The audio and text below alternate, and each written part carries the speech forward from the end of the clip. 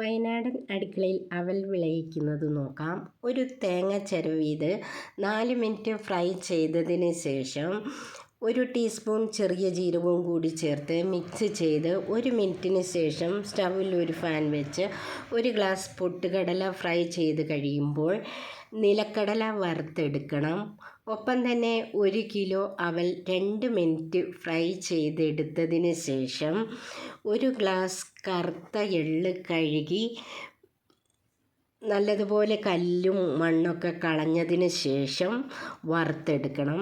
1-2 എള്ള് പൊട്ടുമ്പോൾ തന്നെ മാറ്റി വെച്ച് നമുക്ക് മധുരത്തിനാവശ്യമായ വെല്ലം ഉരുക്കി അരിച്ചെടുത്ത് ഉരുളിയിൽ ഒഴിച്ച് തിളയ്ക്കുമ്പോൾ കടലയുടെ തൊണ്ട് കളഞ്ഞ് ചേർക്കണം.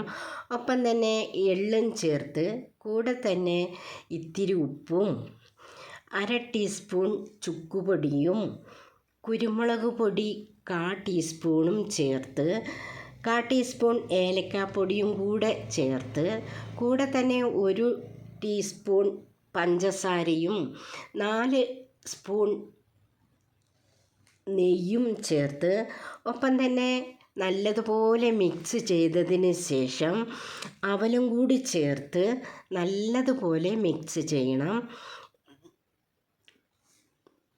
വറുത്ത് വെച്ചിരിക്കുന്ന തേങ്ങയും ചേർത്ത് പൊട്ടുകടലയും കൂടി ചേർത്ത് നല്ലതുപോലെ മിക്സ് ചെയ്തതിന് ശേഷം ഈ സമയമൊക്കെ സ്റ്റൗ സിമ്മിലായിരിക്കണം.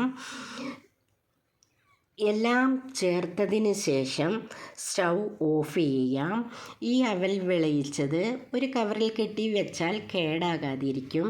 ഭക്ഷണം കഴിക്കാൻ മടിയുള്ള കുട്ടികൾക്ക് ഇത് ഇഷ്ടമാകും. എല്ലാവരും ലൈക്ക് ചെയ്യണേ.